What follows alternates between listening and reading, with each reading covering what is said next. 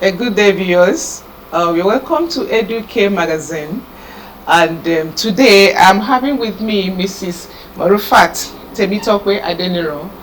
Mrs. Temitokwe Adeniro is the founder and club coordinator of Fun to Learn Kids Club in Anthony, Lagos. Today we've been taking on strategies for student engagement. You're welcome, Mrs. Temitokwe Thank you. Adeniro. Thank Please, you can we very know you much. better? Okay, as she said, my name is Morfa Timtope Adeniro. Founded a club, a Fun to Learn Kids Club, where I just believe learning should be fun and children should always enjoy themselves while they're learning. Okay, we were located in Anthony and we do a lot of virtual sessions. So the club had some sub clubs under it. The first is about learning our native languages. Wow. It seems that languages are Wow. fading away. We don't Yes, want we are them to go losing, into we are losing, extinction. yes, exactly. Yes, and a lot of children don't know how to speak their Oh, native sure, language. sure. So it affects their culture, their identity. So we want to salvage our culture. We don't want our traditions to die. Good. So we encourage children, we teach them their languages. And sometimes they feel it's adult language. So they get to see that, oh, I'm part of the culture, I'm part of this, Yeah. and I have to learn my language. So they enjoy that. We do cooking. Wow. So they always, sometimes you see children say they are picky eaters, they don't like to eat. But when you engage them, when they start doing that by themselves, Yeah. they like to eat. Yeah, and they are very happy to do that. Yes, and you realize that the food that we cook at the club, they don't, it never even, it's never enough. Because Wow. they want to say it's finished. We beg them that let's just listen for mommy. Okay. Today we are taking strategies for student engagement. Once again, this is Dr. Mrs. Van, Educare Magazine. Mrs. Adeniro, how will you define student engagement in the context of education? Okay, so engagement, just like the word is, getting involved. So the degree at which the students or the children are involved in what they're learning, are curious, show interest in what they're learning, that will enhance learning to take place. At the end of the day, it shows their motivation, their drive to get that learning from who is impacting it on them. Does the teacher have a part to play in engaging them? Oh, yes. So, because I know that there are students in the class, you don't see them listening. They're either drawing or doing one thing or the other. So, in this, what would the role of the teacher be to draw attention to the students, to engage them? For the children to be engaged, the lesson or the learning has to be captivating, has to pick their interest, right? So if I'm not interested in something, I'm just sitting in that class, and because I have to be there, so I'm just like, yeah, especially the teenagers, yeah, let me just be here, and they give you that attitude and stuff. But as a teacher, you have to be skilled enough to know how to pull that their interest, Attention to how to pull it. Okay, so why do you think student engagement is important for effective learning? Why? In education, you are here to impact learning and make sure students imbibe that learning and they are productive in the future, right? So for that goal of education to be achieved, engagement is important. Because if you want me to learn, if I'm not paying attention, I'm not interested, the learning cannot take place. So it's just basically for the goal and aim of the education to be achieved. Great. So how do you differentiate instruction to meet the diverse learning needs and interest of your students? Instruction to meet their need and then their interest. How do you differentiate them? So I'd like to say, before even talking about the differentiation, you had said what is some of the things the teacher is supposed to do to make sure that the first thing in a classroom or when you want learning to take place is to have a relationship with your child. Okay. You have to have that relationship, because I realized that even from my children, from the children I teach, you see that when the children have a relationship with you and they like you, somehow they want to make you happy. Okay. They just want to do everything to please you, which will include when you give them instructions, they want to follow it and all that. So if you know your children, that will help you to know how to differentiate your lesson, because you know that this is the strength of this child. This child likes to learn by just talking. This child likes to learn Pictorials? when it visuals, you know, those VAK, visual, auditory, kinesthetic, or some like to learn through their multiple intelligences, like spatial, anything that has to do with this. I like to talk about nature. So you have to drive your lesson to have all of those at the same time. Not that you're planning each at the same at different time. One lesson you're planning will cover all of that. We'll have an element of all of this so that each child can pick what they are doing. So when you differentiate that, it keeps engagement, because the children show interest. I know that you care for me, so I'm involved in this. You have planned with me in mind. So they would, it will help. So what role does classroom management, classroom environment and management play in promoting student engagement? Classroom management and planning. One of the tools of classroom management is planning. Because classroom management has to do with how organize the classes, how the children are following the instruction, what are the routines in place to help these children know what to do, when to do it, so that there is no disruptions in the classroom, right? So classroom management helps to pace the lesson and helps you to know when to step back, when to move forward, where to even changing sitting arrangements for children. Because sometimes I'm sitting, you know, okay, for instance, while we know we're just resuming, we're learning, excuse me, we're getting the children to know the children and the way they work together. So, for instance, if you're planning your lesson, I've already identified that some children are getting to know each other, which is where you have to know your children.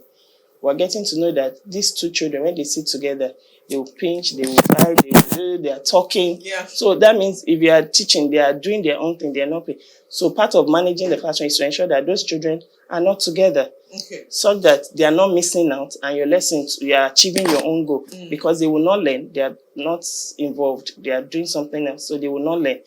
And that's wasting the child's time and their parents' money. You cannot do that. So you have to make sure the child, that's what my boss says, always ensure that you don't waste the parents' money and the children's time.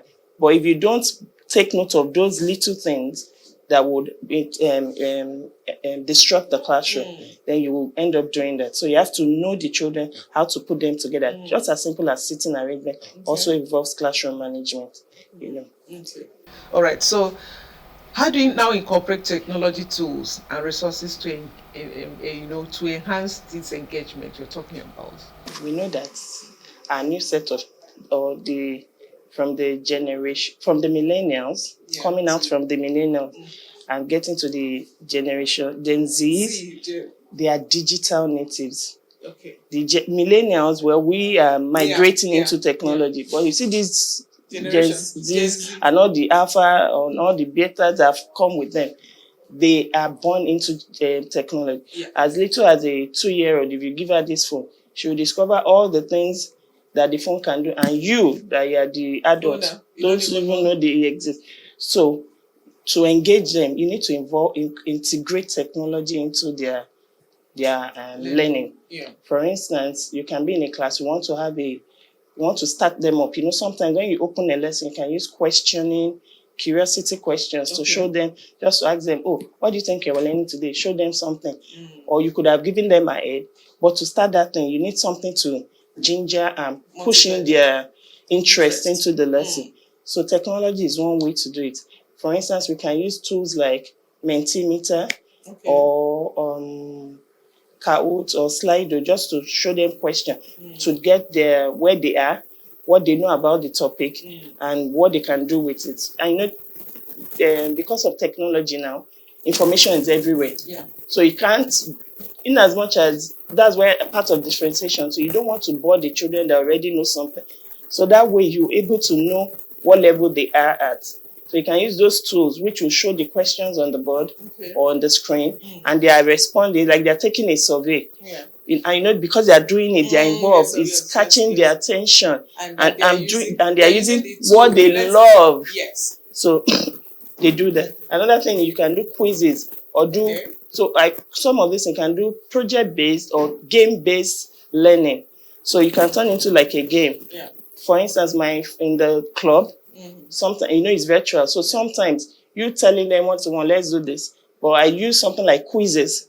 So I put all the questions there, and it's a game for them. So you even hear them say, please send me quizzes, send me quizzes, send me quizzes. They want the quizzes because the quizzes will ask questions. So I can say something like, the ed in Yoruba is called what? So you have options, and then they take, and you know all those games have a way of telling you, ta-da! They make those sounds and say, oh, good job. So they are getting immediate feedback. And they are getting excited. They are getting excited. So those are some ways you can involve technology. Okay. And then for older children, you can actually tell them, okay, so part of the club, we also have a book reading club. So we do review. So when they read a book, they come. I'm just using story to buttress the point. Sure. When they come, they read their book. So they analyze it. They make a book review, but they have to use like presentation slides. Wow. To tell us what they've read. So I have people I have like 4 years old, 5 years old. That can do presentation. Yes, they're older. Their older ones help them with that, like the 10-year-old, 8-year-old now.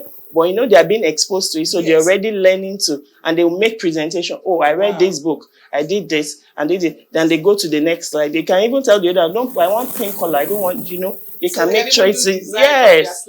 Oh, I told my children, I said, henceforth, even when I get work and I have to make slides, I'm not going to be doing it. I'll just give you guys to do for me. Because the slides I've been seeing, oh my goodness, even me as another, oh, you guys are made of, you have stuff, so it gets them excited using those. They're excited because it's hands-on. Yes. They are the ones doing it. It's not the case of the classroom teacher. Teacher is always teaching 1 + 1 is this, and this is how this is. But practically, they are doing it, and they are part of it. So it excites them, especially it is technology. Yes. So there are two things we are getting from that. Because they like the tool, they like to use technology. Yes. Number one. Number two, part of what strengthens children's engagement is the fact that like they have autonomy over their learning. Exactly. They have choice. You have given them choices, but I'm involved. I can make my own decision. Most times it feels like we always look at education and say they're just pouring and telling me what to do. And then when they are getting to that teenage years, like I can make my own decision. What do you mean? I'm an adult. Yet they are not an adult. They want to remain baby, but yet they want to be behaving like adults. So giving them some of those autonomy makes them feel I'm in charge. At least I have a choice in what I have to do. I'll present it this way, So giving authority, you have the autonomy and it has their interest. So the engagement will come in and the motivation will be there. Okay. So we just take a few minutes break. When we come back, we'll continue with the discussion with Mrs. Adeniran. Thank you for watching. This is still on strategies for student engagement. We'll be back shortly. Stay tuned. Don't go away.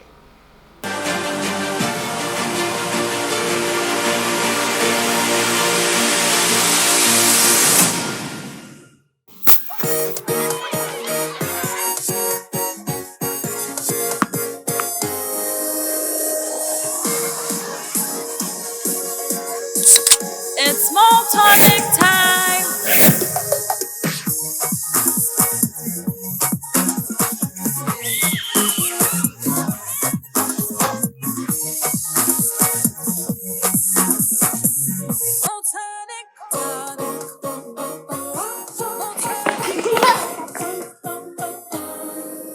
It's narration to the last drop. Share with friends and family. It's good for me and you. Make great things happen with Maltonic. Maltonic is enriched with vitamins and minerals for that rush of vitality you need to reach greatness. It's Maltonic time. Welcome back. This is Educate TV magazine. We're speaking on strategies for student engagement, and here with me is Mrs. Morufat Temitope Adeniran, and we'll be talking about strategies for student engagement. And I'm asking this question as a follow-up of the last question. I'm asking, what is the ideal number of students in a classroom for effective engagement? From research and all those educational research and articles and work they've done to show that depending on the age of the children, Okay. there has to be a certain level of student-teacher ratio for effective learning to occur. Also, depending on the space you have, there has to be a certain amount of children and even the adults in that space. So I said at the earliest level, which is not exactly a school, even for a care center, creche, you can have like 1 adult to 2 or 3 children. Okay. And then, having 1 adult or 2 to 3 children, that means in a room that is not so big, you can't have like 50 children if the room is not well, because there needs to be a specific space for the adult. The children need to run around. You have to consider all of that. So as you go higher, the number of children to a teacher or to an adult increases. Then from the preschool, you have 1 to 5. And then higher than that, 1 to 10 for the primary or early. So if you're going to have like 20 children, you can have a main teacher and then have supporting adults, so that when they count the number of adults in like the primary section, you have 1 adult, 10 children, another adult supporting the remaining 10, so you can have 2. You don't have more than 20. Yes. However, depending if your space, size of the yes, like a Montessori environment that will do vertical grouping. So you need a large space, open space. If you have it, just open the space and just make sure that the number of children in that room, even if it's the space is large, you make sure 1, 3. So in that room, if there are 30 children, you have 1. That means like you have 10 like adults. 3 adults. Like 10 adults. I'm talking of in a baby. Okay. So you have like 10 adults. Okay. So having it 10 children, 10 adults and 30 children, so that at each point, because one teacher cannot, and there are safety issues that we're all talking about. You have to, one of the strong points in school now is safeguarding. You have to ensure every child is safe. Even before you even think of effective learning to occur, you have to think of safety. Yeah. Safety and things that can go on, because for children, before you do this and do this, something has happened. Exactly. So you have to make sure your eyes are on them, on ground, so. Okay, so have you encountered any challenges in promoting student engagement? If so, please can you share with us? especially in your own, it's Montessori environment. No, it's not a Montessori environment, but I've worked in Montessori environment. So I'm sure you had some experiences from there and here now. Yes. So let me even just generally now. Yeah. So in your mind, sometimes you come to the class very prepared, you are putting all the routines, because classroom management is what you put in routines and processes in place that all of us are following, rules and routines, right? You have everything in place, but on this day, the child is just not having anything. Nothing is working. And then you have started your teaching, so you have to retrace your stuff. I have a child that every morning when he comes in, he's not a morning person, or it just seems as if he's not a morning person. Yeah. However, there's nothing you give to him that time, he's not interested. But as I kept trying different things, I noticed that all I had to do in the morning was when he comes in, I give him a hug, or I hold him, and he rests his head here for like 3 seconds. Wow. And after that, I put him there.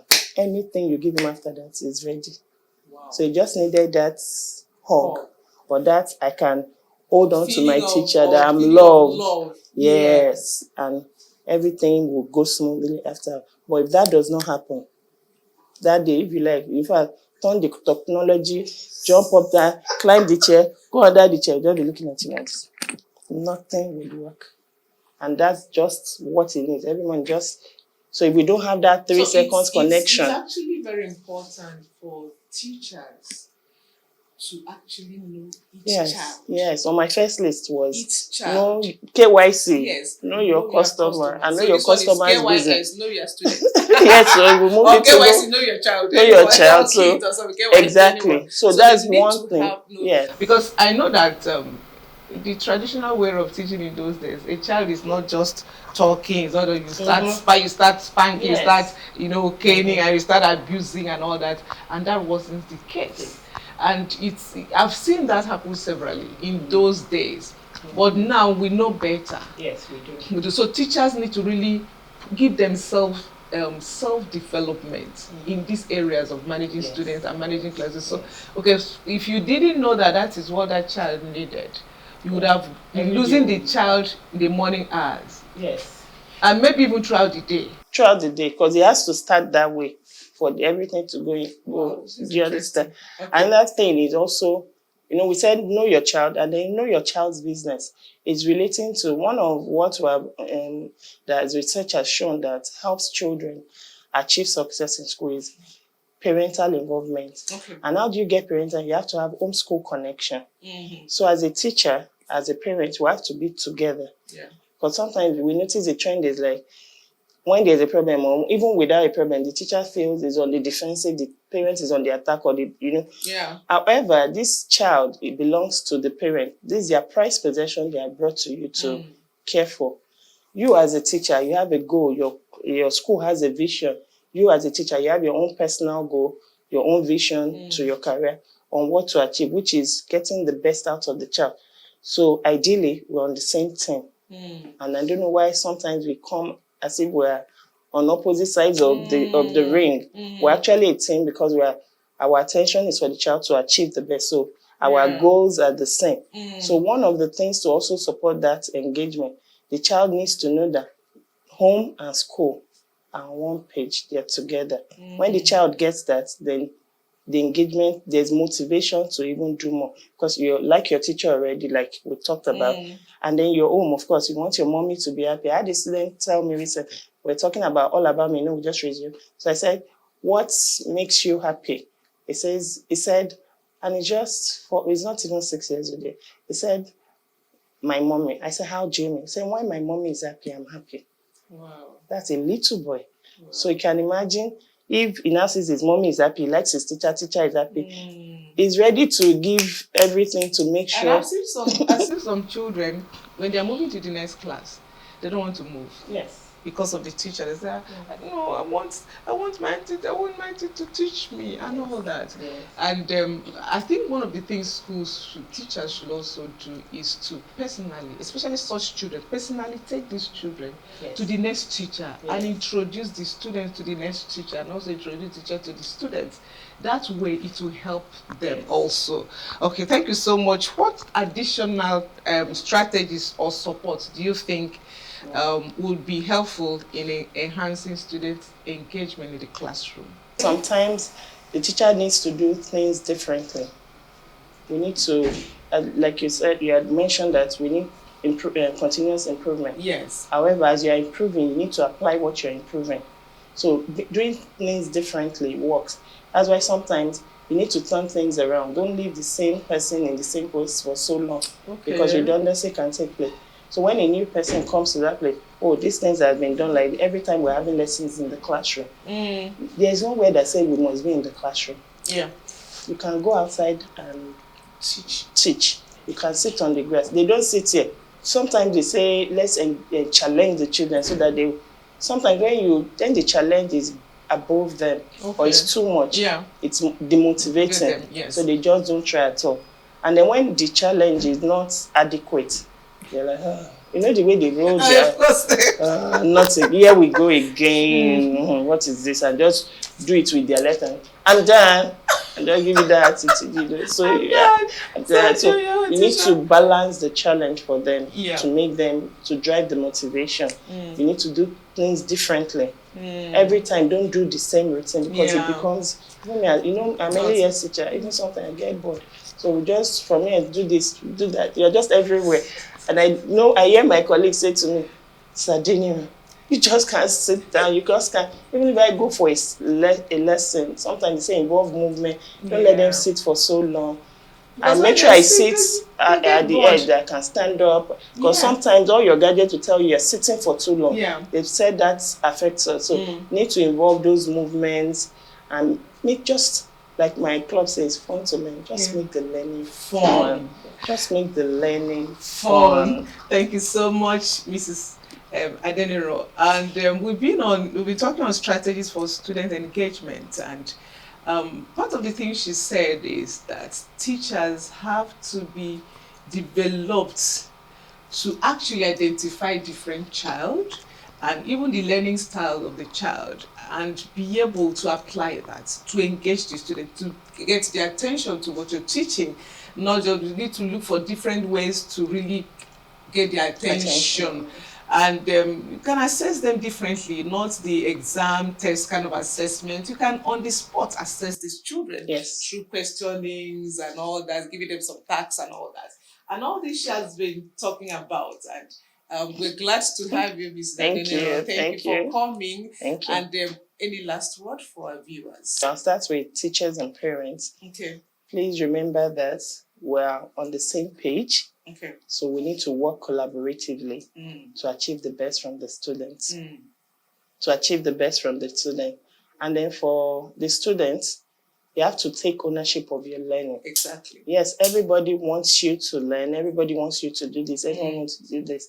Like the adage that says, you can actually take a child to a horse to the water. To the river, but you can't actually make the horse to drink water. So yes, we're giving you all the tools, all the lovely teacher, the lovely parents are doing their hard work, but you actually have to take ownership of your learning. So when they give you the autonomy, you grab it, you make use of the opportunity. So you end up being the best at whatever you set your mind to do. The fact that you're in school doesn't mean you have to do the regular 9 to 5 or start a business or something. You can be different.